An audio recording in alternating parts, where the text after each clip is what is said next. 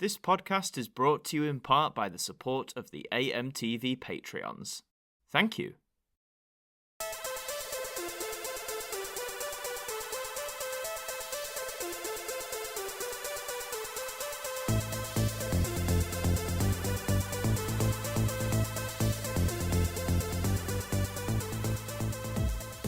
Hello everybody and welcome back to another episode of AMTV Radio. This is the podcast where I'm joined by a very special guest each time and we talk about whatever we want to, quite frankly, wherever the conversation goes.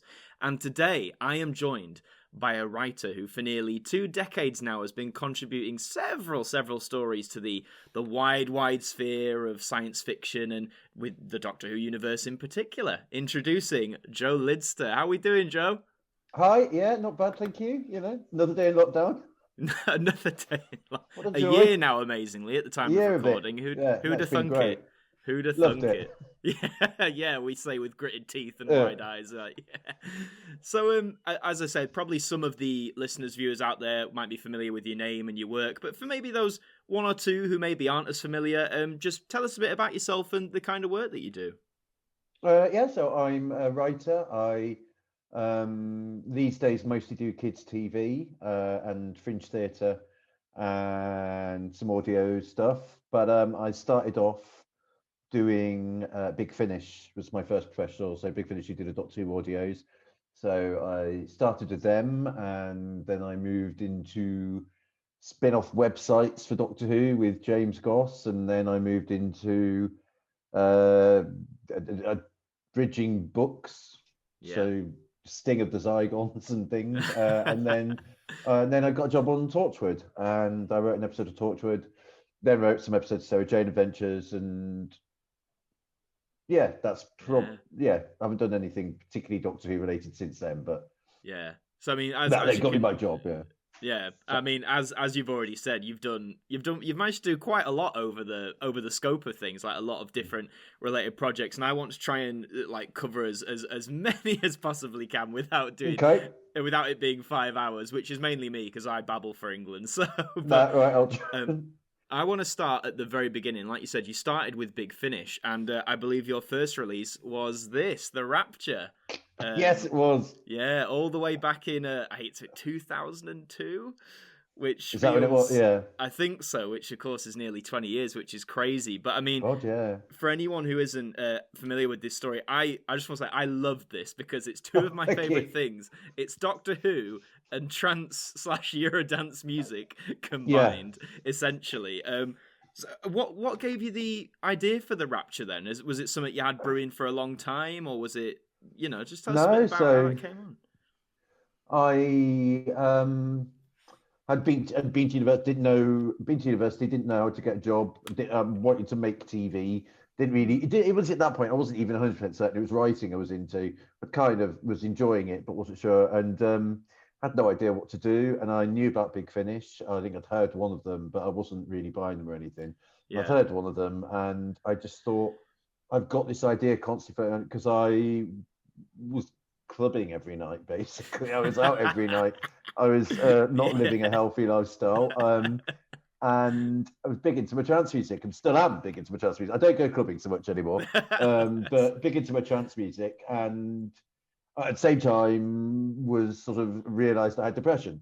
And that kind of, the trance music helps with that. And then I was like, but actually, it's funny. I literally do go into a trance music. That's a bit of a Doctor Who idea. Yeah. So I just wrote a Big Finish,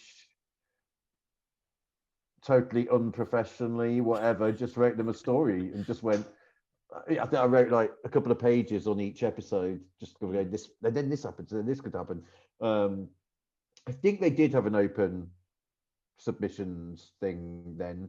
Don't know, but yes, I did that, and it's nice you say you liked it because it was hated, which was quite the thing. It was pretty much mostly hated when it came out. So I was seen as evil. No. Yeah, so that was. What the internet can be like once you. Well, certainly back then, it was Doctor Who fandom was a very different place because obviously this was before the new series, so it was all. I was very young compared to a lot of Doctor Who fans, and very sort of I'd been the new adventures had made me into a fan. Really, I'd been a fan Yeah. before, but I'd reached that age that I think most people reach, where they sort of you grow out of Doctor Who. Doctor Who Yeah. becomes a bit embarrassing, or you become a Doctor Who fan.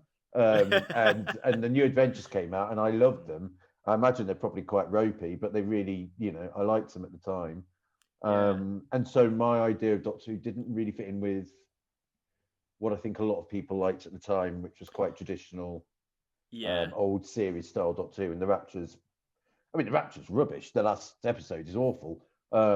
It fails on many levels, but it doesn't fail for the reasons that people hated it at the time, which was, I don't want to hear about young people in Ibiza. Somebody pointed out, but the last Sylvester and Sophie story was set at Colditz prisoner of war camp. Is that better than Ibiza? And I think they thought so, yes. Well, quite, yeah. Yeah. No, it's interesting, like you say, because, I mean, as I said, like I really personally enjoyed The Rapture, and I think at the time I posted it on social media, and some other people who'd heard it said, oh, yeah, I really like this one as well. It's funny how things sort of shift as time goes on, because I remember when I came into the Doctor Who fandom with the new series, and then looking back to the classic stuff, for me, the Seventh Doctor's era on TV as a whole, back in like 2005-06, if you mentioned it, people sort of went, "Oh yeah, it's those years." Whereas now, arguably, like everyone seems to love it. It's great. Yeah. And with season 24 being announced for Blu-ray, and everyone's like, "Oh, I love season 24," and you're like, "Hang on!" But 15 years ago, we all hated it. Quotation Some of us marks, were true fans of season 24 all along. Yeah. But yeah, certainly, I think actually the Rapture is, from the same era that had the Happiness Patrol and Paradise Towers and things like that. Doctor Who at that time was doing something very different to what it had done before and to what it's ever done since. Very late 80s style. And I think the Rapture did sort of, for all its faults, and it does have plenty, I think it did do a very 90s style, but it also did a very, I'm an angry young writer who might only get to write one thing. So episode 2 will be a big drug trip, and there'll be Christians and drugs and everything. I was here for it. I was absolutely there for There'll be everything except a decent end to the story, because it'll all just stop. But yeah, I was very lucky that career-wise, I was very lucky that I got commissioned to. So I was the people at Big Finish really liked me. I didn't know anybody. I came over. I was living in Ireland at the time, and I came over and visited, and so I got on with people. And what people, both Gary Russell and Jason Hay-Gallery, who was basically the big bosses at Big Finish at the time, both liked was that I clearly concentrated on character work. I enjoyed writing for characters.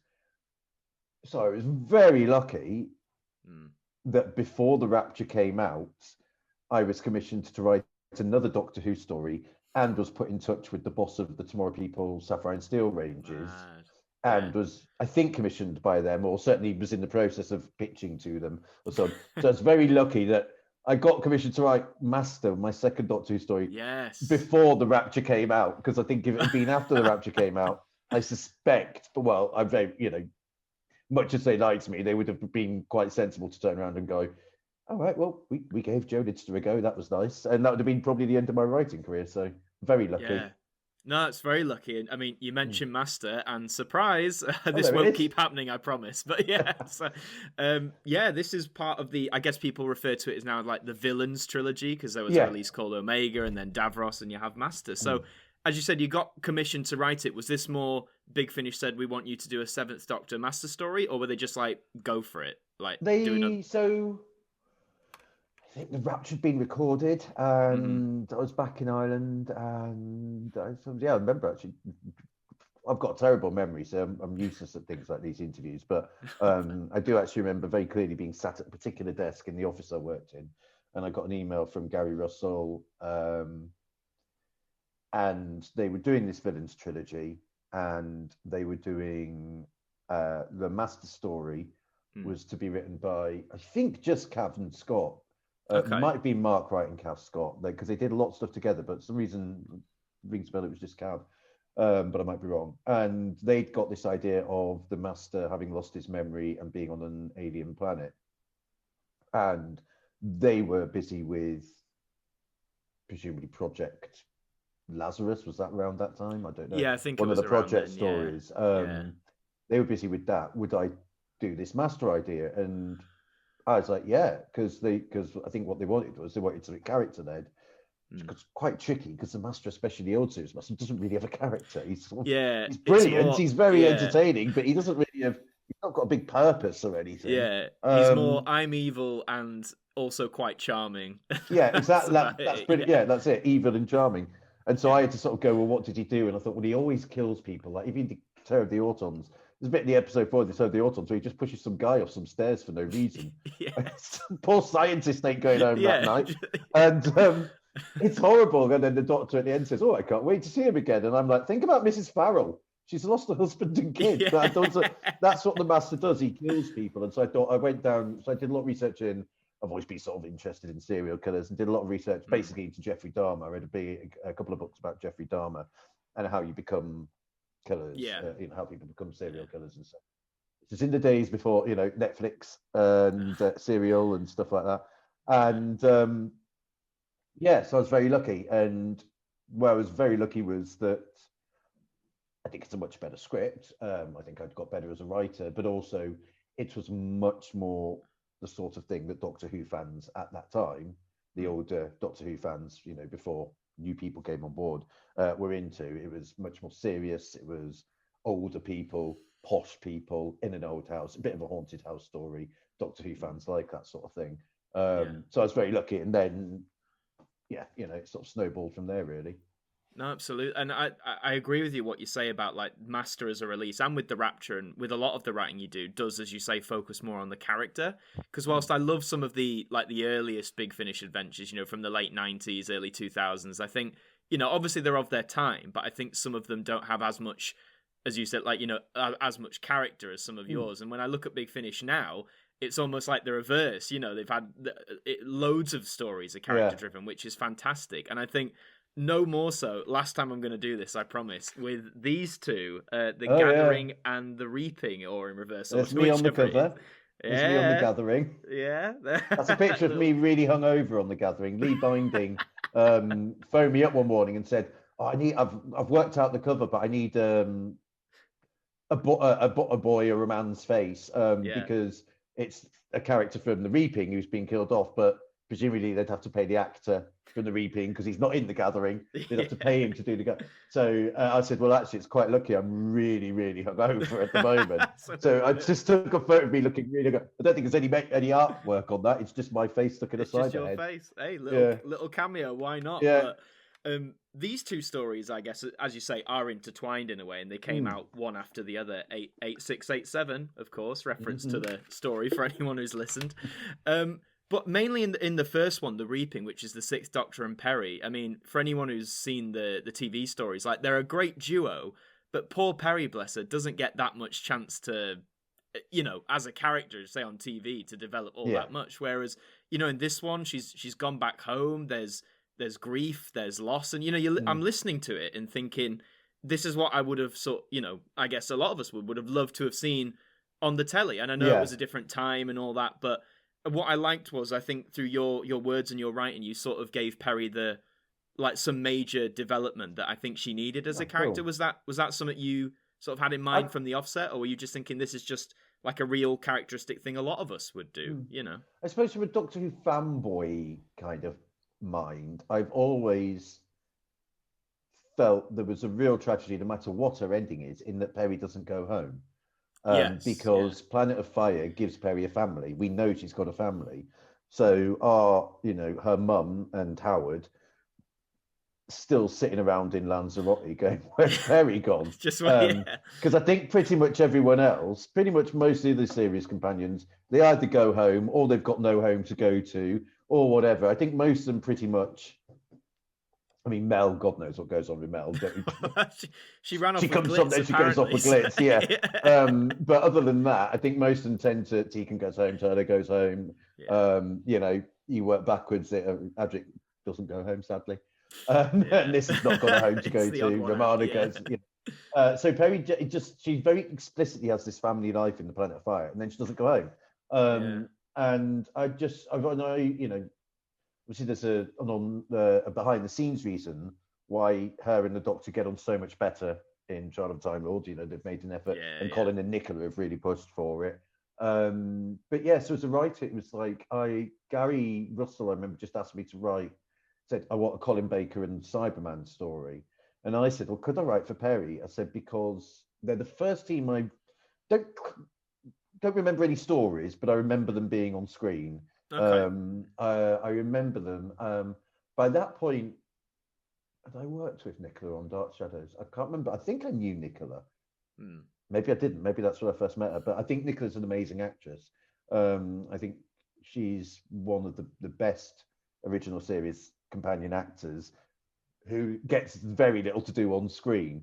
I think she's a great actress. And just I thought, I want to write for Colin and Nicola. I want to do a proper 80s Cyberman story. So I'm really, really stressed because all the Big Finish Cyberman stuff had been 60s voices. And I really was just like, no, these have to be full on. This is my childhood. Because a lot of Big Finish was, I mean, they've used the phrase when Tom Baker came on board, 1977 all over again. Well, Yes. Big Finish, a lot of Big Finish had already been that.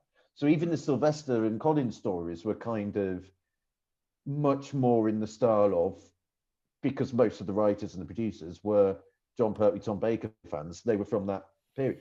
I wasn't. I'm sort of a generation sort of below them, most of them, and I was very keen that I said, it's got to be excellent. It's got to be that kind of Cyberman. And it was that combined with, obviously, at that point we had a new series vibe of families and home lives, but then we'd already had that as well. I come from I love soap operas and things like that, so I was already into that. I'd already be doing that. I mean, it just wouldn't cross my mind not to. But it was that thing of going, well, actually, what if Perry went home, and then what if something happened so that she'd never come home again? She can marry Brian Blessed. the ultimate ending we all asked for. Oh, poor Yukanos. But no, I again, like, for anyone who hasn't heard The Reaping, like, please do go and listen to it. You can get it off Big Finish or CD. Off you go to eBay because it's out of print. But it's wonderful. And then with the Gathering following, you have the Fifth Doctor reuniting with Tegan, which, I mean, Janet Fielding is wonderful as ever. But again, character-wise, like, you always get the sense, I think, on TV that Tegan is, she gets on with the Fifth Doctor, but it's almost like she's constantly frustrated with him to a degree, but she's never allowed to sort of air those frustrations apart from a few shouty outbursts in the TARDIS. Whereas in this one, the Doctor's, when he sees her again, he's trying to pass it off as, oh, it's great, let's be, and she's almost in a way a bit bitter about it, and a bit about seeing him and things going wrong whilst he's there. And do you know what I mean? I think, and I like that you sort of gave her the chance to air that side out, I suppose. I think I just felt I was asked, basically there weren't meant to be two connected stories. It was Gary Russell came to me and just said, Janet Fielding said she'll do a story, because I do character stuff, would I write that? And I said, I really want to do my Colin, Nicola, and I mean, God, imagine a writer turning around and going, well, actually, it's like, who the hell did I think I was? But I think I just sort of went, I really want to do my Colin, Nicola Cyberman story. It's so, this is a story I want to tell. I was loving writing it. It was like, it's 80s horror movies. I don't even watch that many 80s horrors. I've never seen A Nightmare on Elm Street, but it's that vibe. I want newsread. I've got so much going for it. And Tegan slightly before my time on the series. So I love Tegan. I've seen most of her stories, I think, but there wasn't a personal connection for me for Tegan. Sure, so I was like, great, exciting, but I kind of. So then we said, I could do both, and then Gary said one will come out the month after the other one, and I said, well, do you think this should be linked in some way? Because otherwise, it's going to seem really odd that I have. I mean, now there's so many Doctor Who releases that you might get two John Dorneys in a month, because he's written a Tom Baker and a At that point, there was still pretty much the 12 a year with the occasional spin-off series. So you never had someone write two in a row. I said that would be really weird. And so we said, so we came up with this very weak connection between them, sort of. But yeah, so I looked at it and I thought, well, because it is such a good thing, because we had Rose, and I think at that point, Sarah Jane had come back in the series. And that was, it's played as a sort of love story, not sexual love, but that obviously it would be the hugest moment in your life. Perry, I was doing that within The Reaping. I was really sort of, because I do like Perry and the Sixth Doctor a lot. I think they have a great relationship when it's written well. They are not soft with each other. They're very much like me and my best mate. We're horrible to each other, but actually we love each other. And frankly, anybody, I will say all sorts of things to my best mate, but the moment anybody else says anything to him, I would kill them. Yeah, and I think it's the same with the Sixth Doctor and Perry. Yeah. To me, that's their relationship. But with Tegan, maybe because Tegan's such a stronger character than Perry is in the TV series, or certainly more strident and less likely to be captured. It did become that very sort of sexist thing. Is it sexist? I don't know. That very horrible trope where, Nicola Bryant's gorgeous. So what we'll do is have a male character lust after her in every story. Yeah, I mean, just watch Timelash again, and poor Perry gets the full works. Yeah, and it's all based on her looks and everything, and it's horrible. Tegan, they don't really do that with, and you do have that brilliant era of Tegan and Turlough, who you just go, you two are like grown-ups in the TARDIS. These are sexy adults in the TARDIS. We don't have children. Companions are mostly children. They're very innocent children. Tegan and Turlough, I'm kind of like, you just go out and get hammered every night, don't you? It's all the tension in the vent in Terminus, isn't it? Being trapped in that air vent, But yeah, so it's quite an odd period. There's that publicity photo of Tegan Turlough in the Fifth Doctor where it's sort of radio timesheet and it's all smoke and she's in her leather thing, and they're looking down and it's quite almost like a modern day photo. It's like a modern new series photo because I just think this bit quite sexual. And so I kind of just thought with Tegan, I don't think she doesn't hate the Doctor. She had a great time, but it was a period of her life. Yeah. To me, she didn't have that big breakup that the others have. She didn't have that big She just went, okay, because she chose to go back with him in Arc of Infinity. She was like, but you never got the impression it was like, this is the chance of a lifetime. You're my best friend or anything like that. It was like, we get on. All right, lads, where we go next. And that was always that was kind of what I wanted at The Gathering, was just to give it a bit more, to have that. Yeah, we were mates. We had a great time. But also, she was very aware, and thinking about how she left, she was very aware that a lot. Tegan left because her era was becoming the Eric Sayward era of Doctor Who, where lots of people died. And so I think in The Gathering, it was that thing of going, Tegan lives in the Russell T Davies era of Doctor Who, but suddenly Doctor Who from Eric Sayward's come in, which means are all these people going to die? And so it was very sort of, she's just a bit standoffish with him, but I do think they're mates and that's a great analogy. She just sees the Eric Sayward era on the horizon. It's incoming.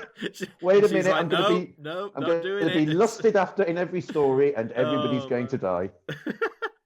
I always found Tegan though more, especially in the classic series. She's more. I think she's one of the more, if relatable's the right word, because obviously I know she's sort of plucked away in like very quick circumstances, but I think throughout, she's trying to get back home, because I think you would probably have people who would want nothing more than to get back home. And I know maybe, some people say, oh, it gets played on too much in her first season, but I always kind of liked her sort of insistence with it. And again, her departure, I think, again, she's been surrounded by death for so long, and then, like you say, Resurrection of the Daleks, the most Eric Sayward story in the world. I think a lot of people would want to be like, I'm going to walk away. I think a lot of people would go, I'm going to walk away from this now. So I kind of like that about Tegan. And I mean, I know she does a lot of stuff now, but I believe that was the first time she'd come back to Big Finish. I think. I think. It was definitely that. Yeah, she'd always been very adamant that she wouldn't do it. But she was always mates with Gary Russell. Gary Russell is very much an unsung hero of Doctor Who. She was always mates with Gary. Gary just would. He knew to presumably leave it a couple of months. Ask her again. Drop her a line. Go on, Janet. It'll be fun. We'll pay you well. Come in for 2 days. You'll have a good laugh. And she was insistent that she had to play modern day Tegan, and which works for me. And it was either her or Gary's thing was that she had to be killed off. And I said don't want to do that. I said, again, what an arrogant little twat I was. I was like, oh, well, I'll only do it if it's connected to the reaping. And then I was like, well, no, I won't be killing Tegan off. I think you'll find. I just thought it was horrible. I thought it was... There is a way to do it. Maybe I just didn't have enough faith in myself as a writer. I did not want to kill her off. That's why she had to have that awful brain tumor. But I didn't. I refused to kill her off. And then it was suggested to me that at the end she could walk into the outback happy to have a brain tumor or something. And I went, just because she's Australian doesn't mean just go to the outback. And I went, Australia, first place, the outback. So I kind of compromised and just went, she kind of just goes, I don't want alien technology to try and fix this. I want, as far as I'm concerned, she went to hospital the next day and someone went, yeah, it's worked, you're fine. She's alive. She didn't die. But that was very much me fighting against whoever it was it was either she had to die or she had to walk into the outback going, I'm happy to face whatever the world. Don't walk into the outback, you're going to die. Why would you want to do that? That's stupid. I mean, it's quite a big request when you think about it, because I mean, when they did it in the classic, I mean, it only happened a few times, didn't it? Adric and Katarina had only been around for like 4 weeks, but still, and Perry, sort of. So yeah, I think they copped out with the Brigadier, didn't they? Around Battlefield, that wasn't the original intention. They were going to kill him off, and then they didn't. So I respect the choice, though. I mean, it's a big thing for someone to say, right, this popular character has been established for years, kill him off. And I think there's an odd thing as well was with the new series not only being so successful, but also bringing back Sarah Jane and Juliet then and so on. It felt like everything is up for grabs, and a little bit nerdy brain of mine. I was kind of like, I'd written a Polly short story for one of the books. Yeah. And I'd written proper, I don't know, it might be awful. I've not read it. It was proper messed up. It was Polly traveling through all the other stories in the book, and she was basically absolutely fabulous. I'd written modern day Polly is absolutely fabulous. But of course, it's been ignored by any other story that features Polly in the modern day. And I think they had a slight thing with Tegan, and it would have been cancelled, wouldn't it? Because in the Sarah Jane adventures, I think Sarah Jane says, I found Tegan. She does Aboriginal rights or something. Yeah, again, isn't it? Because she's Australian. Australian. You got to see. She may as well have said it with an Aussie accent. She's Australian. So it would have been cancelled by the Sarah Jane event. So I think I was at the time just very aware that anything could happen in the new series. Yeah. Do I want to write a story that kills off Tegan, and then next year they announce Tegan's joining Martha and Doctor Who? It's like I don't want to be that sort of forgotten. Oh, I've done something that's been cancelled. There was an element of that, but there was also an element of just like, you can't do it. We wouldn't be able to do it justice because there's no follow-on story. Yeah. Because the Doctor is travelling with Perry and RMM, I think, at the time. I think he's on a break from travelling with them. Yeah. It's like, what's he going to do when you do the next Perry and RMM story? You're not going to do a story where he's there going, I had to take you home. I bring death everywhere. My friend has just died. You're not going to do that because that would be weird. Yeah. Your next story is going to be him picking up Perry and RMM, and they're going to have some fun adventure somewhere. And it's like, but you've just killed, Tegan's just died. And it's like, I think there's a reason why companions don't die in the new series. It's just like the emotional reality is much stronger now. You can't get away with that. You can't. And even actually in the old series, you think it's only really Adric who has like a proper death, isn't it? Yeah. But they also say Katarina and Sarah. I mean, they barely knew them.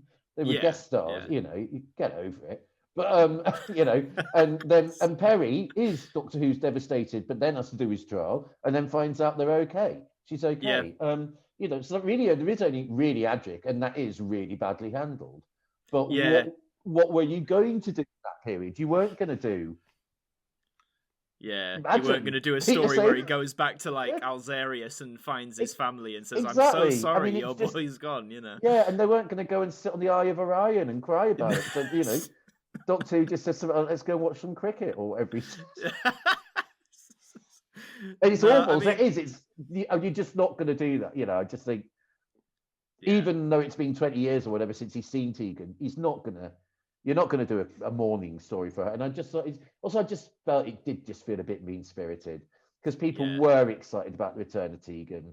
And she is a great character, and Janet's amazing. It's like you don't want to write that, and then at the end of it go, oh, no, I die now. Yeah, It's like, no, who exactly. wants that?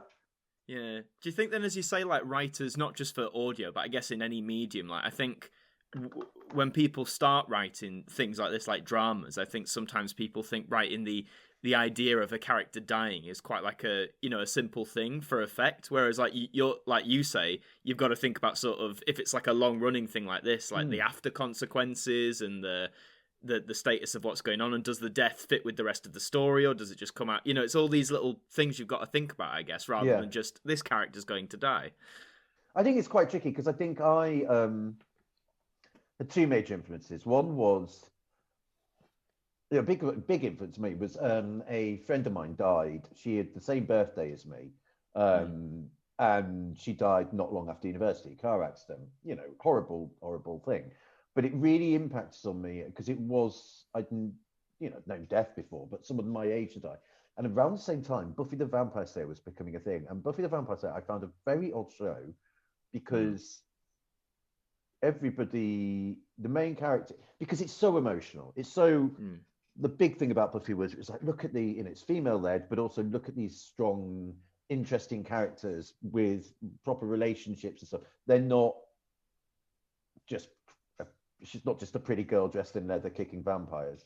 But at the same time, in every episode, other people would die, often kids. Often school kids. School kids played by 30-year-olds. But I remember one where the TV group were wiped out or something. They opened the door and the video, and I was just like, the absolute horror of that, especially because my friend had died. I was like, the absolute reality of my individual one friend dying, let alone more people dying. And that was an impact to me because it's like I can absolutely watch a slasher horror movie and watch kids be brutalized left, right, and center because that's that one off. It's not. I'm not emotionally invested. You're not trying to emotionally. I'll be scared for them and things like that, but you're not trying to do an emotionally real thing with consequences. And so I remember even my first Doctor Who story, The Rapture, I had 3 young guest characters. One of whom had to be Ace's long lost brother. I gave Ace's long lost brother a friend, female friend. But also I was very, again, that sort of odd thing where you sort of go, well, somebody has to die. There has to be a young person, to show that it's not just they're going to be taken over and made to dance music. So I created a sort of tour guide rep, holiday rep type thing, because he could die and they could be, oh my God, this is horrible, but they could get on with it because they weren't close. If Ace's brother's best friend had died in episode 2, he's going to be sod all use in episodes 3 and 4 because he's going to be just sitting there going, I can't believe my best friend's dead. And I do think it's stupid because Doctor Who can be just fun throwaway nonsense, but it's always something that when I'm writing I always try and think of. The actual, and again with the master, with the master storyline, I was just like Terror of the Autumn. I joke about it, but I am just like Doctor Who at the end saying, "Can't wait to see him again," and I'm like, Mrs. Farrell's husband and son are dead. This woman, and you think all these people who've had daffodils sprayed onto their faces. There's probably children have died. There's some mum has gone home that day, put the daffodil down. A kid has picked up that. Toddlers have died today. Doctor Who, and it's like that. You can't take it that seriously. Obviously, I don't take it. I don't sit there watching it going, oh my God, does Thea Ransom in Image of the Fendal and a sister somewhere who's crying? You can't see it like that. But I do think, for me, in individual stories, you have to try and do that. Certainly if you're doing modern stuff, which when I was doing Big Finish, I never really wanted to do nostalgia. I always wanted to do it, like, as far as I'm concerned, it's coming out in 2005. You're paying a 2005 price for it. You want a 2005 drama. But yeah, it's like, so it is something that I do think about seriously when I'm writing. No, it's a good practice. And I mean, moving into the TV world of writing, as you said, you've written for Torchwood and the Sarah Jane Adventures. And it's so weird. I've recently just binge watched the first 2 series of Torchwood for the very first time, because when it was first out, I was a wee bit too young probably to consume. I don't think that stopped a lot of people watching it. Well, the first series, my excuse was we didn't have BBC Three because it was still digital and we were I very know. old fashioned. For only four terrestrial channels It's for one of us. those things where you think it isn't that long ago, and then you go, "Oh no, we didn't have BBC Three." And And I you still go, remember oh actually yeah, when we did Sarah Jane. So it must have been series 3 of Sarah Jane was where it yeah, went into HD. yeah, yeah. The jump, the because big I leap. did my story for series 3 of Sarah Jane has clips from old Doctor Who, and there was rules Yes, about yeah. how because it can't be classed as a HD program if there's too much SD stuff in it. So there were rules about how long the clips had to be and everything like that, and you sort of go, imagine not being in HD. Yeah, God, that's. I say because we take it for granted now, HD, don't we? So it's such because I think with Torchwood, that's with Children of Earth. That series is all in HD, but series Yeah, 1 and 2 are still. And the jump is like, whoa, like okay, someone's got a bigger budget and is on yes. BBC One. You know what I mean? So, but yes, I've watched series 1 and 2 of Torchwood for the first time and loved it for the most part. And as you say, you wrote an episode, A Day in the Death from series number 2. So how did that was that again? Did you sort of pitch to the Torchwood guys about, hey, I want to write for you, or did they reach out to Oh you? Like, no. how did it all come about? So you've interviewed James Goss. He I basically, have. I owe a lot to him. He was doing the spin-off websites for Doctor Who. So he did, and they'd done the series 1 ones, and then he came up to me in the pub to tell me he'd listened to one of my Big Finish CDs, which was a series called Unit, and I'd written this Mm. CD, and it was very. Again, I was like, "Oh, let's have dance music and play around to the theme tune." I'm so young and hip and new.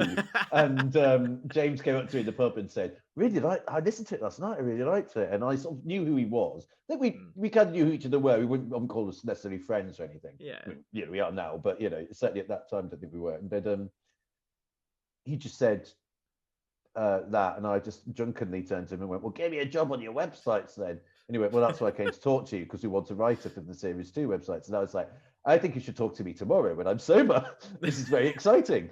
And I was working in social housing at the time, and yeah, so I got that, and so that meant I not only was I in Cardiff a lot, I for that I kind of got to know a lot of people socially because Yeah. like me and James would go out a lot. We'd go clubbing and things like that, and we hang out with a lot of the slightly sort of the big important people, and then there's the runners on Doctor Who Confidential We're and yeah. things like that, and it was there was a family vibe, and it was, and I'd start to get invited to things like I'd get invited to a Doctor Who rap party and things like Nice. that because we were all sort of like a gang. Yeah. It was Yeah. really lovely time, and at the same time, Gary Russell, the guy giving me my big break on Big Finish, had got a job working for Russell T Davies. Originally, I think in charge of kind of the books, merchandise. Yeah. I think he was in some kind of, I can't remember what the word is. He would check a book manuscript and go, "Yeah, this fits in with the guidelines." Yeah. Yeah. And he commissioned me. He was very keen to sort of, help me, and he commissioned me to, or arranged for me to be commissioned to do things like abridge novels. So I abridged some of the Doctor Who novels for audio, Yeah. which was again, it was very exciting because you'd have someone, you'd listen to a Doctor Who, if you listen to whoever it was, it would be, Doctor Who Sting of the Zygons, read by Shrima Ajaman, Yeah. written by whoever, Martin Day, abridged by Joseph Lidster. I'd be like, "Oh, there's Martha saying my name."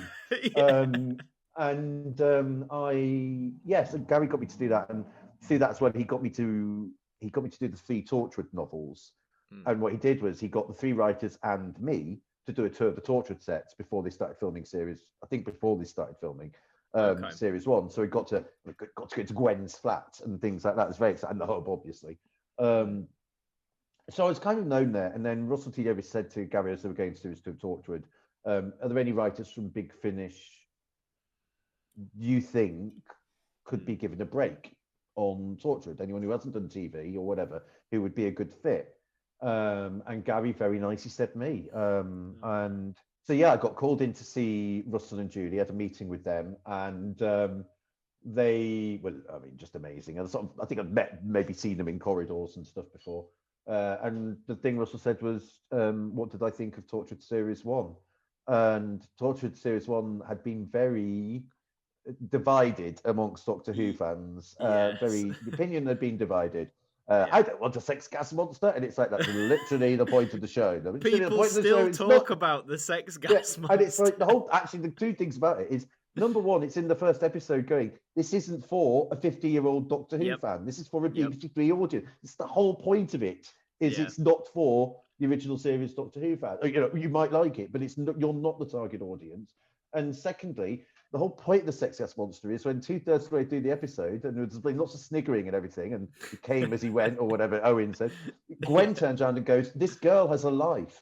She does exactly what my issue was with Buffy. She turns around and goes, this is a real live person. Look, here are her GCSE certificates or whatever she does. Swimming certificate. It's like, that's the whole point of what that episode of Torchwood does, is it goes, we are going to do sex gas monsters, but we are then going to remind you that in this universe, the Doctor Who universe, people are real. We care about people. Even in the bleak Torchwood world, that we still play these people as real.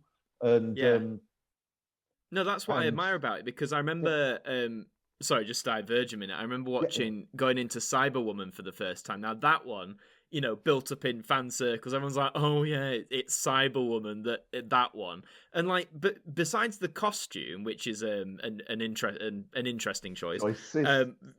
Choices were made. But the actual story, I was surprised how much I enjoyed it. It'd been built up as it's this, it's that. But as they say, the character, the story, it was like, the way Yanto was brilliant. Yeah, exactly. And the way Yanto obviously has that connection with her and how that's shown, I think, is really good. So I was like, why are people? I think it's one of those where people saw the costume and went, right, that's all we're gonna talk about now. But the actual episode was great. Same with what's the other one? Countryside. Which is, it's just brilliant. It's horrible. Yeah, it's terrifying. It is Torchwood meets the Texas Chainsaw Massacre, but in a way, I was like, I like that though, that they do treat it very seriously. So yeah, no, I agree. No, I love Countryside. Yeah, Cyberwoman is just, for me, Cyberwoman is just that costume. It's like, why is she in a plastic bikini?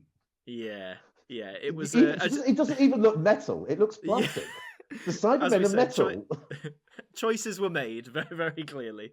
So it's very odd. But so I had the meeting, and they said to me, "What do you think of series 1?" And I was able to genuinely stand up to say I absolutely loved it, and I did. I love all of Torchwood, but that first series, especially in that second series, I love them. I mean, Children of Earth is brilliant, Miracle Day is brilliant, but that first two series of those 26 episodes it's the music, the lighting, the look of it, the stories, the hub, the characters, how messed up those characters are, but also how they grow and develop.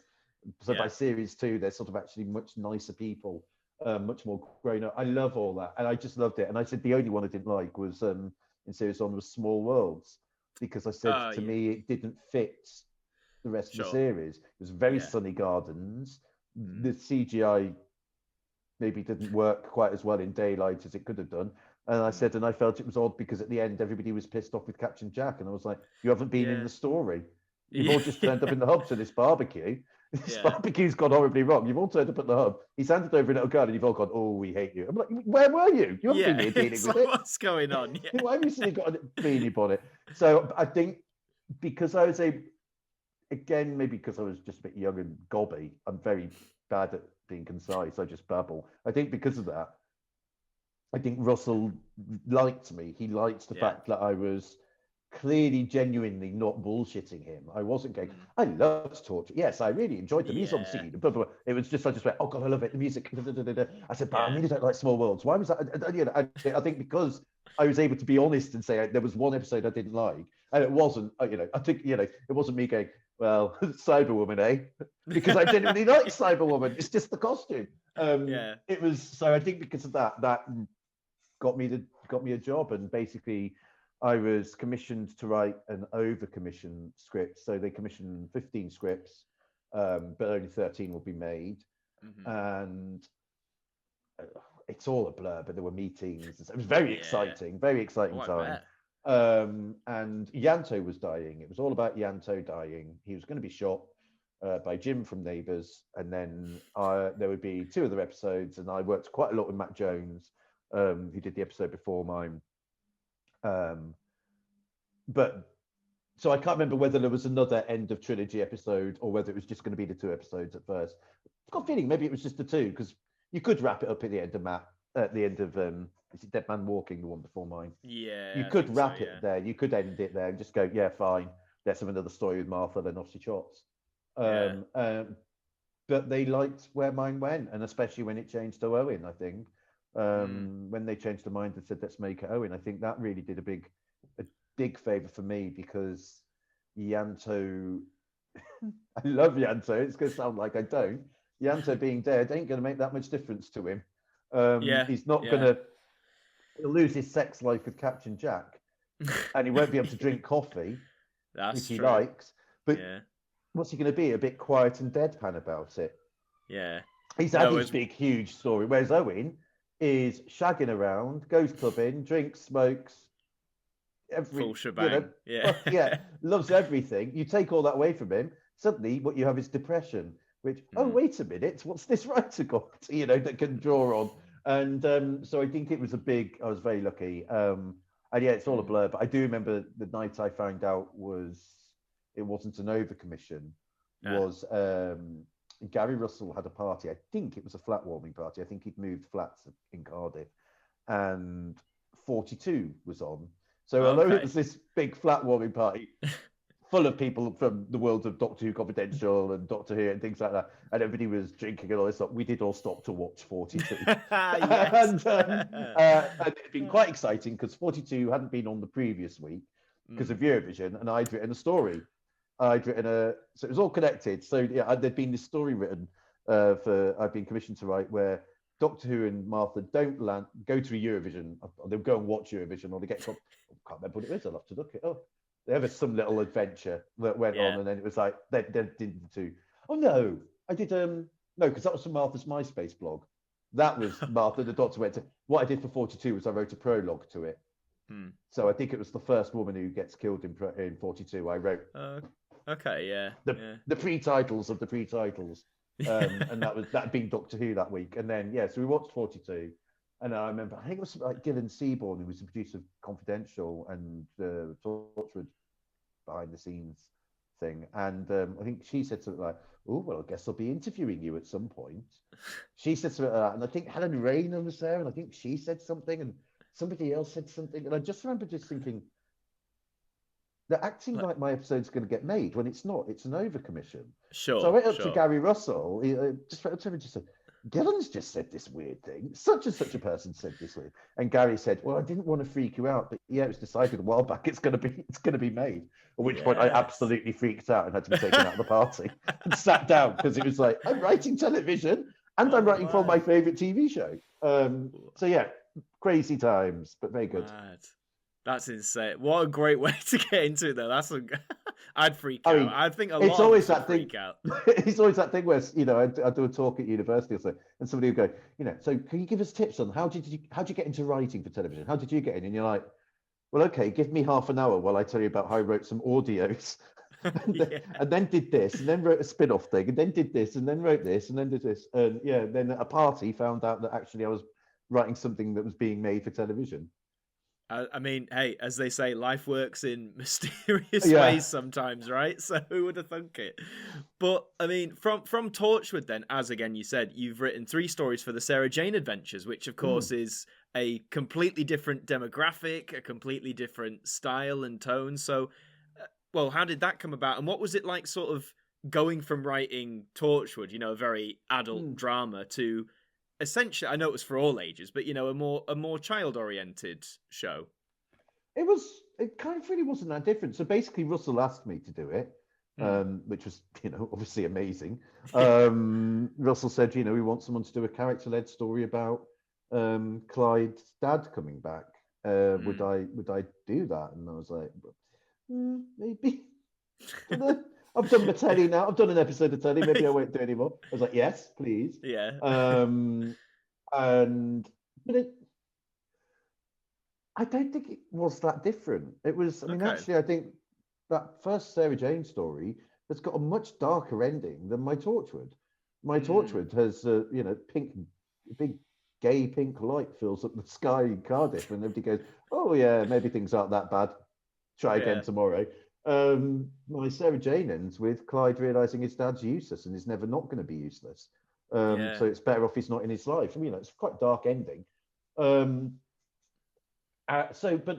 also, I feel like the three universes, the Doctor Who, Sarah Jane, and Torchwood, there was a consistency to all the same people. You were meeting in the same offices, and you were working with the same people, and you'd see the same people in the corridor, and you'd be, you would literally be going into a Sarah Jane storyline conference, and you'd see Bern Gorman walking down the corridor. It was that world. It was brilliant, such a good time, and so it didn't feel that dramatically different. What happens is you realize what the differences are. The differences are things like you wouldn't in a kids show have. There's a scene in Mark of the Berserker where Clyde and his dad sit on some swings and talk. That scene's about as long as you can get away with in kids TV. Because kids, no matter how intelligent they are, don't want to watch two people sitting and talking. So I couldn't do that for like my Torchwood. What I'd done for there, which was having two people sitting and talking, even if it's on a roof. Half of my Torchwood is two people chatting to each other. You can't do that in kids TV. You can do scenes of it. The rest of it has to be, because the scene of it is going to grab the kids, because they're going to be like, oh, he's having a talk with his dad, But if the whole episode had been Clyde talking to his dad, you'd just switched off. There were, you couldn't have things. You could do things that were too traumatizing. You could do scary, but you had to do non. I never know. It's that weird fine line, isn't it? Yeah, it's a very fine line. You want them to be scared. You want the idea that they might have nightmares, but at the same time, you don't actually want them having nightmares. You don't want the audience being genuinely traumatized. And with Sarah Jane and with kids TV, you want people to know that there's a happy ending. There's hope. So even though Clyde has a sad ending because his dad's no good, Clyde realizes he's got a family, and also that actually he's grown up a little bit because he has put his dad, who he's maybe, despite what he says, I reckon I'd always felt Clyde had put his dad on a bit of a pedestal, because obviously Clyde's dad's going to be much cooler than Clyde's mum, because Clyde's mum's the one who's had to tell him to clean his teeth and everything like that. Clyde's dad is the one who says, let's go out on the rob. Well, he doesn't do that, but that's, oh, well, you're not allowed to show me the attic. Well, Clyde's gone on the journey, so it is a positive story for him, even if it isn't the happiest of endings. Yeah. So yeah, no, I never to me felt that different, and I struggle watching a lot of adult TV, because in kids TV, you have to, especially like I've written a show for Hetty Feather for a few episodes, and Hetty Feather had big cast, huge cast, and also lots of ongoing serial points. Serial arcs. So you'd get told in your first episode, you had to remind people. I remember in one of them, I had to remind the audience that the chef had Alzheimer's, the cook of the posh house had Alzheimer's. So but there's literally, you're going, I've got a page, and then it's a title sequence, and I'm literally setting up this episode story, reminding you that girl wants to leave. So I had to literally have the cook coming in going, oh, forgot what I came in for, and go out, it's something like that, because you haven't got the room to do it. You haven't got the room to, and that's brilliant, because it forces you to be a really concise writer. And Sarah Jane was really like that. You really had to go, well, look, you can't just go, I haven't got room for Rani. It's a Clyde story. It's like, no, Rani needs a storyline. Luke needs a storyline.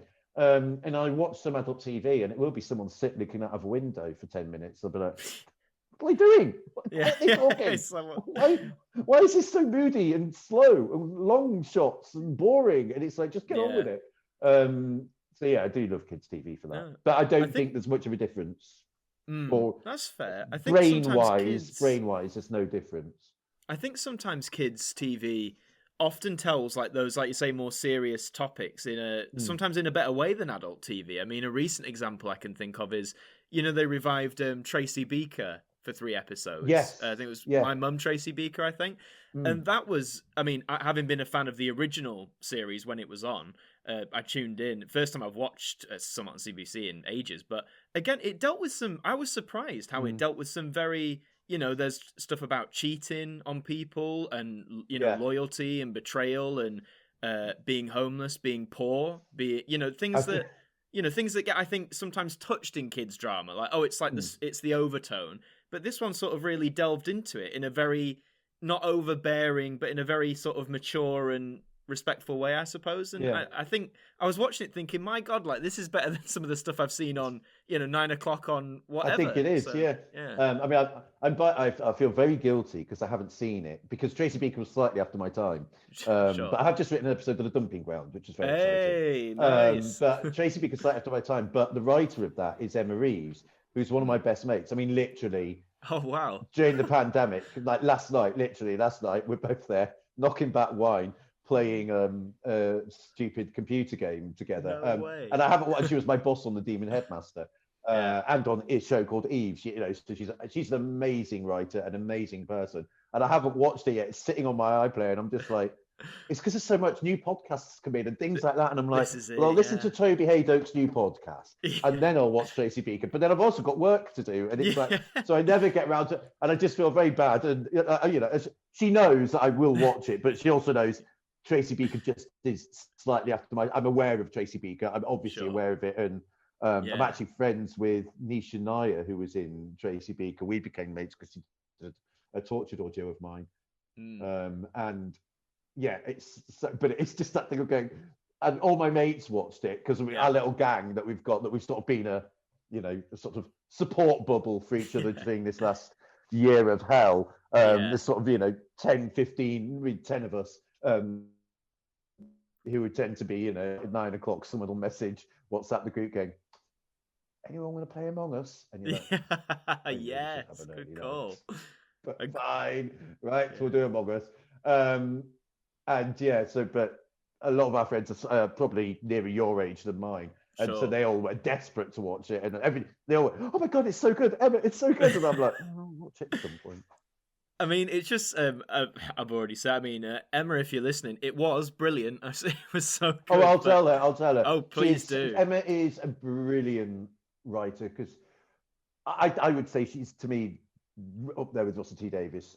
She is so clever. The Demon Headmaster reboot, if you haven't seen that, was so brilliant. Ooh, and she works so hard and she does so much. And it's kind of odd. She's not that famous. She's not as famous as some of the people because she has done so much. And the first time I met her, where did we? She remembers. We met some friend of ours, Darren, organises Christmas drinks for children's TV writers. Because as a freelance writer, there is no office party. There's nothing like that. On the TV show that you've written on, there might be a wrap party, but actually in kids' TV, there's not really big wrap parties, often. So there isn't that big.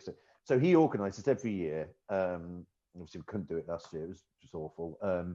Drinks and invites just if you've written for children's TV, and because you kind of get to know each other. And we get to the piece party. So I'm friends with people, and I'll be like, "Oh, how are you doing?" And somebody put on Facebook, "Well, I've written Topsy and Tim or whatever, something." And I think I met Emma there, and then she invited me to her birthday party.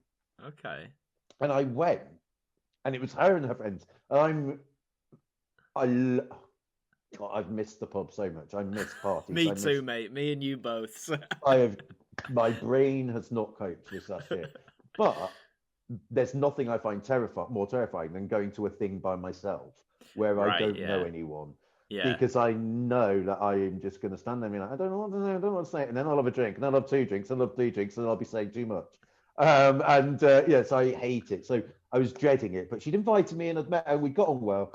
Didn't know anybody else there. But I think she did a couple of drinks, and she just sat there going, you're such a good writer, because Master is my favourite Big Finish. Master is so good. And I'm sitting there going, Emma, you do realise you have your own TV show. Why is this praise going this way? It's like, you literally have your own TV show. And you're sitting here telling me how great Master is, this CD that came out 10, 15 years ago. And it's like, you have a TV show about a robot girl. It's brilliant. Emma's brilliant. And I will tell her that you were singing the praises of Tracy Beaker. Thanks, man. I just think it's a perfect example of, and Sarah Jane Adventures in many respects was like this as well. They were perfect examples of exploring these concepts to kids, probably for the first time. Like, because I remember the original Tracy Beaker was all, as you know, like with the Dumping Ground, it's kids in a foster home. And I think it started when I was about 6. And I honestly think that was my introduction to what a foster home and the concept of, you know, adoption yeah. and all that was. You know, it was like, oh right, so there's kids who don't live with parents. You know, it sounds weird saying it now, but as a 6-year-old, it was quite a big It deal doesn't cross your learning. mind that other people's lives are different. Exactly. When And you're a child, it doesn't cross your mind that other people's lives are different until you are exposed to it. You know, it's that thing, isn't it? No child is racist until they're told to be racist. Exactly. No child knows that you don't live. You know, I'm very, very lucky. Both my parents, very rare, my parents are still together. You know, so I, you know, as a child, had no concept of the fact that somebody might not have mum and dad at home. Then discovering that, you know, getting at school and seeing it on telly and go, oh, the people have different parents, you know.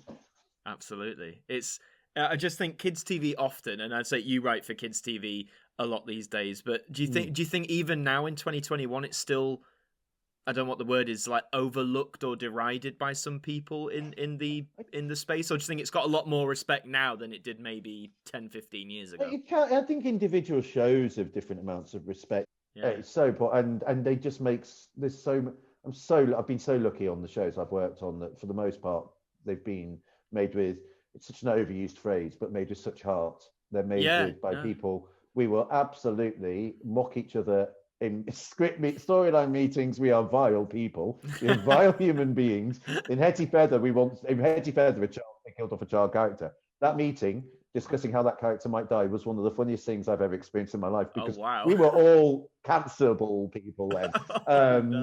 You know, because it just became more and more hysterical. But we absolutely take it so seriously, and that episode went on to win an award because the death was so beautifully handled.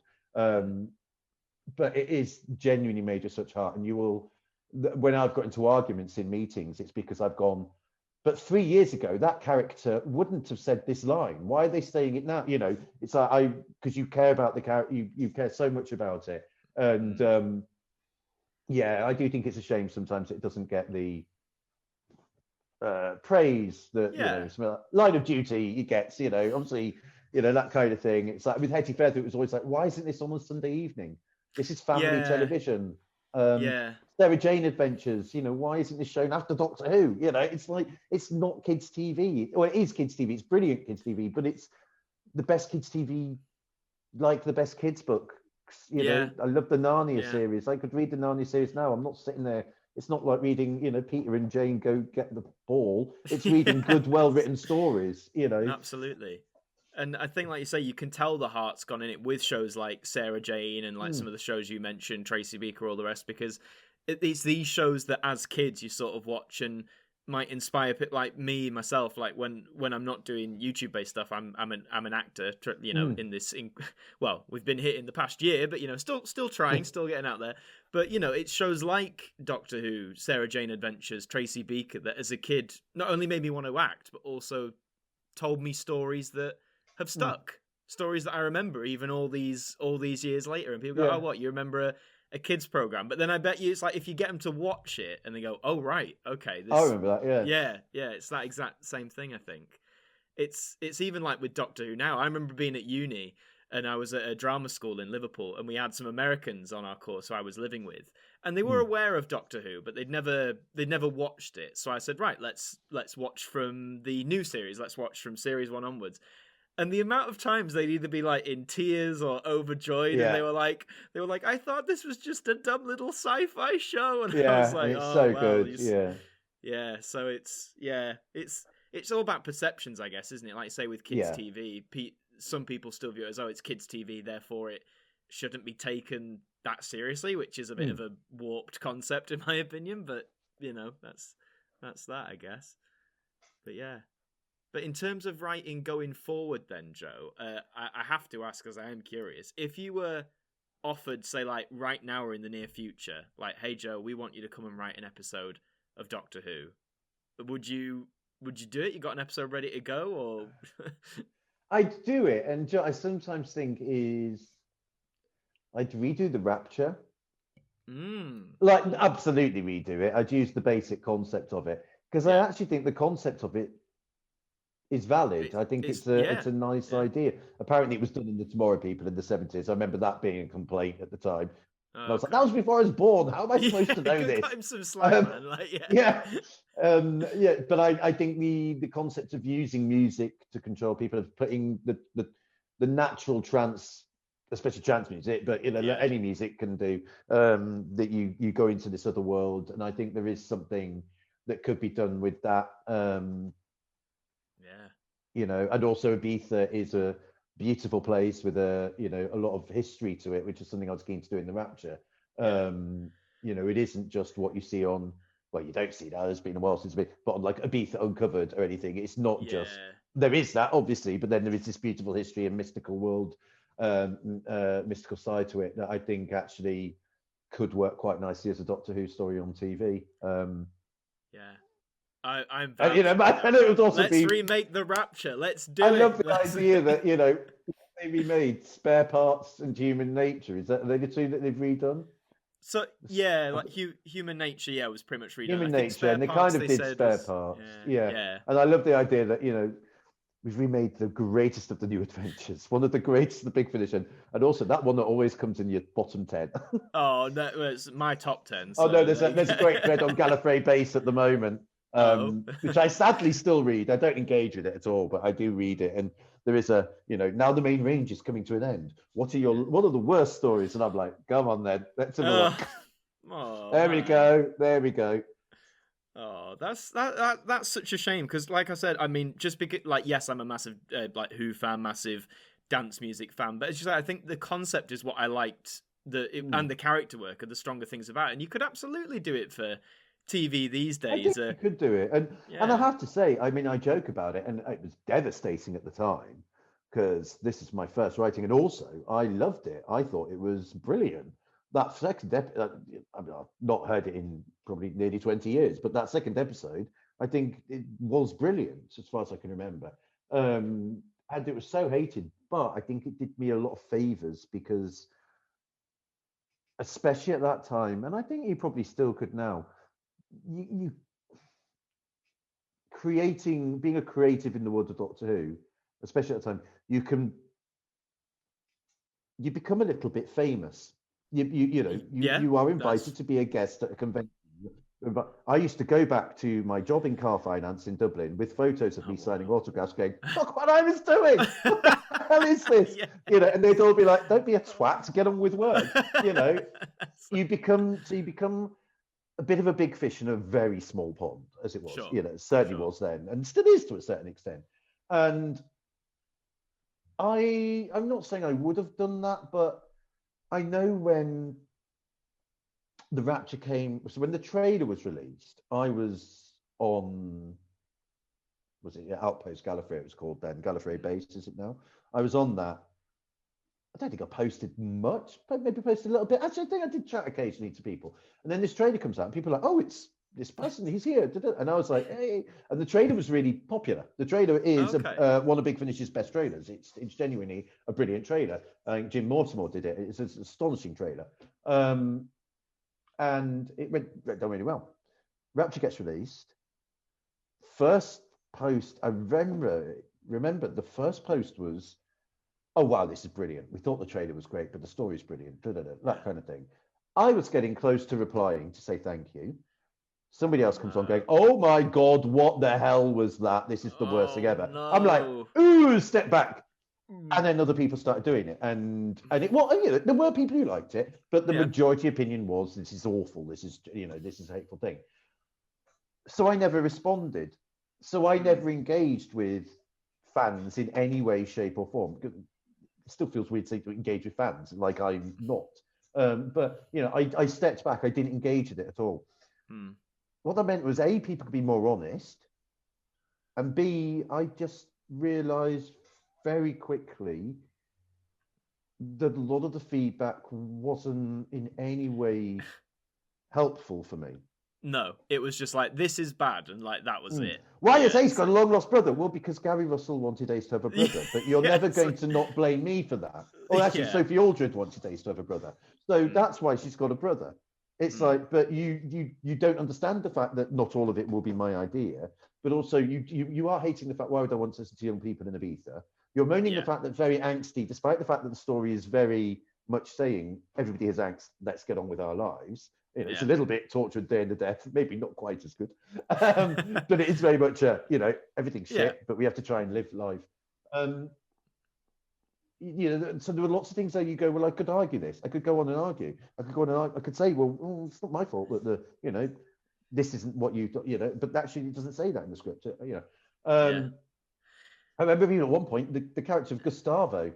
That stupid accent that actor's doing. The actor's called Carlos Riera. What accent do you think he's got? He's not from Peckham. It's like he's called Carlos Riera. Hazard to guess that his accent as Gustavo might be his real accent. That's the but kind you of don't comment like you don't like non-English accents. But what he does made me step back, and I remember because there was a play that came out in the same year that I thought was rubbish. I thought this is not rubbish, not badly written, but just very by the numbers, not very good. Yeah. And the writer kept engaging online, so people kept saying, wow, yeah, no, it's really good, because then the writer would reply and say, yeah, oh, thank you, I'm glad you really liked it. Because big fish, small pond, and you're in a small pond and the little fishes want to please the big fish, so you're not getting decent feedback, and also why? And I was very lucky because I was very young, and I don't think I would have been like, yay, everybody acknowledged me, but there is a bit of a buzz at first when people suddenly you get to 43 and you just like, someone follows me on Twitter, and I'm like, why? I'm really not interesting, and I'm not going to follow you back unless you engage in me, and most people don't. So it's just very weird. There's all these people watching me talking about The Circle. It's like, I've got no interest in it, and it's certainly what it also, I think, does help is it made me very quickly realize I love the world of Doctor Who, and I love writing in it, but I don't want that to be my life. The one change I made to my Wikipedia page, because the first time I looked at myself on Wikipedia because I saw Mark Wright and Cav Scott were on Wikipedia, and I was like, ooh, I've never thought about that. What if there's a Wikipedia page about me? Went to Wikipedia, typed in Joseph Lidster, and it came up as, this page has been deleted because he's not notable enough. Thank you very much. Then it got added as I did more Big Finish. And there's Doctor Who fans who don't know, thanks to the world of Doctor Who, I've spent the last few years writing kids' TV every year. Sometimes three series, sometimes one series. I've done a lot, and I've done a lot of fringe theatre and everything like that. But because it's not Doctor Who fans tend not to. A Doctor Who fan doesn't give a monkeys about Hetty Feather. Why would they? But I had to change. The one change I made to my Wikipedia page was at the top. It said, Joseph Lidster is an English writer, most known for his work in the worlds of Doctor Who. And I was just looked at it and just said, I haven't done anything Doctor Who related in years. That's not what I want to be known for. And I think a lot of that is, I'm very lucky that the Rapture got such bad feedback and made me step back and go, that's not what I want. That's not what I care about. I don't care about people saying, oh, well done, you wrote something I like. It's like, that's nice. It is that weird thing, isn't it, where like Doctor Who is such a wonderful world to be a part of, in whether as a writer or as just a fan or any sort of creative. But I do get what you mean. Like, it's that I've seen mates on other creators on YouTube, for example, who maybe got a following or primarily did Doctor Who based stuff, and obviously people like it and that's why they follow them. But of course they have other interests. They might want to do stuff about I don't know, other franchises or films or anything else. But then, because sadly YouTube is such a, I don't mind saying this, I've said it before, it's a very broken system, that like YouTube and its algorithms.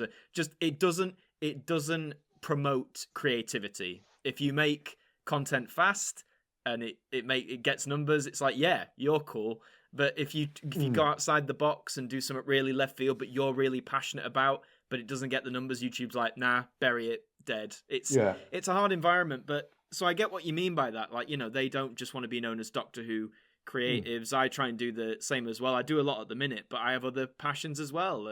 Different TV shows. I'm big thing for classic TV history, like idents and presentation, all that sort of stuff. Yeah. And I saw your because it's like Yorkshire TV. Yeah, because I grew up in Yorkshire, so that your ident is very much what TV was when I was growing up. Yeah, I love all that, but it's just I can understand what you're saying then about the writing sphere. Like, once, I guess, if you get, not that being late, well, if you got labelled, let's say, quote unquote labelled as a Doctor Who writer, and then that may have helped or hindered you not get things in the future. It's like typecasting for actors in a way, isn't it? Yeah. You know, oh, you've only ever done army sergeant parts. I guess you've got to be an army sergeant. When it's like, well, no, I kind of want to do everything in between. It's yeah. Is it like that for writers as well? I had no interest. Yeah, I love Doctor Who. I'm just very lucky at the Big Finish accepted my idea. There was no great wish to write Doctor Who. I still remember when I got my Torchwood, my best mate from school. I went back to Yorkshire. I went out for drinks with him and my sister, and I wasn't meant to tell anyone that I was doing Torchwood. It was absolutely top secret. Yeah. Don't tell anyone. I was pissed. I told my sister and my best mate. And first thing my best mate says to me was, "Oh my God, do you think that's a step closer to you writing a Doctor Who?" And I was like, "I've just told you I'm writing television." How can you even possibly think that that's what my brain is going? I might be a step closer to writing Doctor. I'm literally writing television, and it's like I love Doctor Who and I love writing for it and I love being involved in and I owe so much to the world. I mean, I owe my whole career. Most of my mates, my boyfriends, I've met through the sort of Doctor Who world. I'm bafflingly friends with like Louise Jameson and things like. You sit there and go, I'm friends with Katie Manning. How was that happen? I've got really so many friends to it, and the quiz of Rassilon that I go to once a month, go to a Doctor Who pub quiz. It's one of my highlights. I miss it so much, the real life pub, because it's just sitting there going, why the hell am I in a pub on a Sunday night answering questions about Silver Nemesis? How is this a life? This is crazy. So I love all that, but I do find, I certainly was I find like when I've done convention in the past, I find it very weird. I have a good laugh. I have a drink and I have a laugh with people, but when you're doing things like the autograph signings, I just find it very odd. And someone says, "Can I have my photo taken with you?" And I'm like, why? This is weird. But then fine. Even things like this, I just find a bit sort of why. But yeah, so I think for me it is very much like my kids' TV that I do. No one cares less about Tegan Javanka coming back in The Gathering and whether she had a brain tumor or not. It's a completely different world. But if I did like a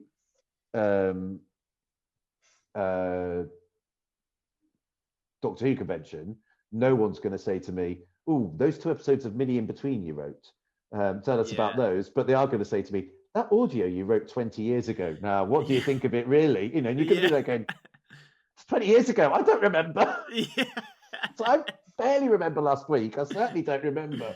At what point. That's one thing fans do a lot, isn't it? It's like with the actors. Oh, so this story you did in 1975, that one scene where X happens and you did this. Why did you do that? And the poor actors going, what? Yeah, but I mean, you do start to do that thing of, when they all turned around and I turned around and everybody was wearing eye patches. That anecdote, and it's like, oh, that anecdote he always wheels out, and it's like, because there's probably not many other anecdotes. Yes, exactly. So when someone says to me about, what was the inspiration for writing Master, my brain sort of goes click. So I started to think about death in Doctor Who and how the Master causes death and Mrs. Farrell, and then I read a book about Jeffrey Dahmer, and I used that because you go, well, there's no other anecdote. I can't change the story. But then at the same time, like if I met the cast of Twin Peaks or David Lynch, because Twin Peaks is my big thing, if I met them, I'd be there going, tell me everything. Sit down now. Tell me literally everything from the moment you got the job to the moment you finished, or what you did last week. What did you have breakfast? So I can understand it, but yeah, it was. I was one of the most exciting moments of my life. I don't say it sounds horrible. But one of the most exciting moments of my life was when. Oh, which show was it? Was it Minnie in Between? Or Hetty Feather? But the first time I got a job that was completely unrelated to Doctor Who. So the first TV I did after Sarah Jane Adventures. Actually, I remember I had a couple of things that didn't go anywhere, but the first, because it really was just like, I've so much to thank Gary Russell for, so much to thank Jason Higgley for, so much to thank Russell T Davies for. Russell T Davies got me on Sarah Jane, obviously Torchwood, then Sarah Jane, then got me an agent, and so on. But it was that first job I got away from that I went, oh, I must be okay as a writer, because my agent has got me a meeting. This person has said, yes, we like him, we like his scripts, we'd like him to write an episode of this TV show. And it was that thing of going, it felt very scary slightly, because it was that thing of going, where are the adults to hold my hand? But at the same time, it's that thing of going, oh yeah, no, I'm not just in the world of Doctor Who. I can write outside of the world of Doctor Who. Yeah. No, absolutely. And I mean, as a creative, because I'm sure actors say this as well, I mean, it's a lot of the reasons why the actors who play the Doctor leave, isn't it? They say, like, it's been great, but I want to do other make sure I can things do more stuff, yeah. too, which is... And I never get the response, people say, oh, but, you could do so much more in Doctor Who. But I'm like, yeah, but from an acting standpoint, it's a job, it's a 9 months of the year job. The other 3 months, you're probably doing promotion or something related to it. And if you're doing, as an actor, if you're playing the same part for 3-4 years almost on the trot, you may love it, but I mean, it's like writing, I guess. You say you long for something different after a while, and that's just how it is. And do you want to do? I think there is the thing of, I mean, it's not so much for writing, but I mean, I get it. So I do, like I said, I do quite a bit of fringe theatre. I can swear. I can I can write what I want. I can and do what I want, which obviously I can't do in kids' TV. Sure. And I suspect there's the same for an actor in Doctor Who. Yeah. No, Look how many actors from Doctor Who, when they've left, have gone on and done something a little bit sexy, a little bit grown up, a little bit sexy, because you can't do that. And even if you've got spare time remaking Doctor Who, I imagine there's something in your contract that says you can't get your, norks out. You can't say bad words. Yeah, because and also you wouldn't want to, because you've got kids watching you. I know. I remember suddenly realizing, I probably shouldn't swear on Twitter, because there's probably people who shouldn't be on Twitter. There's probably children who shouldn't be on Twitter who might be following me because of. And it was suddenly that thing of going. Also, swearing isn't big and clever anyway, so I shouldn't do it anyway. But it's that thing of going. I probably shouldn't swear on Twitter because I write kids' TV. You suddenly go. Actually, there are these little rules, and I imagine it is the same for actors. Brilliant though it must be to be in Doctor Who. There must be that sort of thing of going. I just kind of want to do something a bit more grown up, or I want to do something a bit different, or I want to do something a bit edgy, or whatever. And I mean, at the time of recording this in April, I know recently, with Christopher Eccleston coming back for the audios, I know in some interview he gave, I can't remember who to, he said part of the reason why he did it was because it's a job and he gets paid. And some people have said, oh, well, that's not I think they're expecting him to say, oh, well, I love Doctor Who to my core and that's what I'm doing. But again, maybe as creatives, I was like, well, no, he'd like, we need to pay the bills. We need to feed our families. And in some respects, I get it. He was offered a job that paid, and he took it. I think there was also a thing as creatives, you kind of thing I've really struggled during. I've actually really struggled writing during lockdown because my brain just seems to have gone to mush a lot of the time. But one thing I've really tried to do is just keep busy because, and I think as creatives, you want to. So if you look at it, I remember quite early on, I got 3 TV shows at the same time: Hetty Feather, Eve, and a second episode of Midi in Between. I've done one already. And my agent said, you can't do that. It's impossible to write 3 because all the deadline, they were all being commissioned at the same time. All the deadlines are going to be the same and all this sort. And I said, A, I don't know what type of career you think I've got. I could be turning stuff down. And B, well, all right, I'll turn down Hetty Feather because I don't care about Victorian orphans. And she went, no, that's a really important show. And I was like, well, all right, then I'll do all 3. Turns out Hetty Feather was one of my favorite experiences of my life. There you go. Because it was such a great show. But I managed to do all 3. And I struggle without deadlines. I struggle without doing it. I mean, even just doing something like this. Sure. During lockdown, it gives me a deadline. It means that, we agreed to meet at 1. That means I've got till 1 to get stuff done. And then afterwards, because I start having other things on this evening, I'm a bit busier. But it means I've got till 1 to get stuff done. Because during lockdown, I don't have till my boyfriend comes home because he's home. I don't have till I'm going to go and watch that play tonight because there's no play, there's no pub, there's no nothing. So you sit there and suddenly, you're just like, is it 2 o'clock? No, I get you completely because I mean, in my case, thank God for YouTube. Like, if I didn't run a channel, I'd dread to think what I would have been like this past year. Probably just sat around doing sweet sod all because I mean, I'll breeze through it because some listeners might have heard before. But I was rehearsing for a new musical where I was playing the lead that was going to tour around Yorkshire. It was going to be good fun. We were cut off 2 days before opening night when lockdown happened, and it was. But we weren't bitter. It was one of those like, okay, it's the right call, whatever. But I remember for that first week we all chatted a lot on social media, and it is that thing when you're about to do a show, the build towards it, all that. I guess and then all of a sudden that's just gone. But you've got all this hype and all this energy, and it's like, well, I don't know what to do with it. So yeah, just keeping busy throughout this lockdown has been a lifesaver, an absolute lifesaver. And just to, I guess, gradually round things off, one thing I like to ask fellow creatives like yourselves is, I know you said you like you said, you kicked off with Big Finish, and it was almost like by a bit of luck, you wrote in and they accepted it. But you have been writing now as a career for nearly 20 years. For anyone, oh, I'm sorry.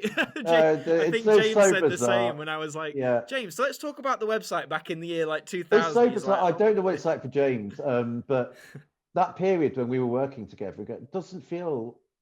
It feels like, I mean, it feels like a couple of years ago, but it doesn't feel more. It's I don't know what's happened to the last decade. I really don't. It's like, never mind it being nearly 15 completely. But and it seems like at the moment there's this constant thing of going, do you realise Torchwood started 46 years ago? I'm like, no, it did. There seems to be a constant thing this year of this last few months of, well, I can't believe it's 26 years since we first Rose was announced, and no. It's time. It moves fast. The new series, it moves. Sorry, so fast. I interrupted you. No, it's okay. But just for anyone out there who listens, who is either a writer or is aspiring to be, wants to get into it and stuff. Just from what you've picked up, are there any sort of key things you'd want to pass on to new writers? I mean, I'd say it's my way into it was a very odd thing. I would say if what you want to do is write Doctor Who, then you don't want to be a writer. You might go like, wow, I'd love to write for Doctor Who, but if you haven't written anything that's not Doctor Who, like The Rapture did not come about for me wanting to write Doctor Who. The Rapture came about for me going, wouldn't it be cool if aliens tried to take over the world with dance music and pills? That which fits into a lots of people disagreed, but I felt it fitted into the Doctor Who format. So. Thank you. And so there was, I would say, if your thing is, I really want to write Doctor Who, then you probably don't want to be a writer. I would say a thing that I found invaluable, because it got me into fringe theatre, which I've adored and really want to write a full-length play, so I joined a company, a bloke runs it above a pub, South London Writers and Actors Group, where I've met a lot of people, a lot of friends, got really into fringe theatre, done my own things, won an award, which was so rewarding. I've written some of my strongest work because it is sort of unfettered by the rules of TV. So I've done some brilliant stuff there that will then, helps with the writing elsewhere. So I do think look out for writers groups. So you'll find them on Facebook. Just look at your area and look for writing group or whatever. It's absolutely worth it. Just find people who meet in a pub or at the moment meet online. If you're lucky, you've got actors there, and your actors will read out your work, and you can go, "Oh, God, that's awful." Hello, yeah, exactly. Actor for hire, please. Actor for hire. But it's great, and I love it because it's above a pub, so you go for pints. I had this thing where actually I met this actor who came to one of the writers' groups, and we realised we weren't waiting until the official breaks to go and buy pints. Because also I noticed him because he was gorgeous. He was basically most writers tend to be a real shabby bunch. He's this 6'2". He's wearing a sleeveless top because he's been working out. Beautiful face. We get to the bar and we're sort of having a laugh because we've realised we're both like literally a script would be read and we'd both go. I'd go, well, yes, here are my notes. I thought that was great. So I must just run downstairs, and I'd run out for a cigarette and get a pint. And he realised he was pretty much doing the same. So we got talking, but then at the end of the night he went, I know who you are. And I was like, looking up at him dreamily, going, oh, what do you mean? And he went, I used to love Martha Jones's MySpace blog. And I was like, for God's sake, how long ago was it? Anyway, he's now involved in Doctor Who. He's the unit soldier in the immersive experience video. Because I got introduced to Big Finish. I employed him on the Dark Shadows range at Big Finish. And he popped up in that immersive video. I was straight messaging going, oh my God, as if you're in Doctor Who. So writers groups are brilliant. You make so many friends, and I always say writing shouldn't never be a lonely experience. You don't be a tortured artist. Tortured artists that exist. Go to parties. I mean, I've told you now. I mean, how much of my career is owed or is set at parties? I met that person. Would I have got the job more working Cardiff if I hadn't gone to nights out in Cardiff? Because people got to know me, and so people were like, actually, Joe's a nice guy. We like Joe. Recommend him for something. Yeah. It's so important. And also as a writer, it's so important you meet different types of people and you fall out with people and you fall in love with people. It's so important you hear different voices. And the other thing I would do is always just recommend, as I've just done this morning, I try and do it once or twice a week, is check the BBC Writers' Room site. That's got they're very good. There's so many opportunities. Because it is quite a tricky thing, and there is an element. People say it's who you know. It's not who you know. It's who you get to know. I didn't know anybody. I grew up in 1990s Yorkshire. Did not know a soul. We had one woman from our town was in Emmerdale for a bit. She played the lesbian nanny in Emmerdale for a bit. That was front page news. That was crazy. How is someone from this town working in television? And when The Rapture came out, there's a god awful article of me holding it going, oh. And by Torchwood, it came front. I don't think it was front page news, but it was, it was certainly in the paper, because I did not know anybody in the world of Doctor Who. I'd been to one convention. I did not know Gary Russell. I did not. It was this old boys club that did sounds derogatory. It wasn't. It was a group of mates. They were responsible for a lot of Big Finish. I didn't know any of them.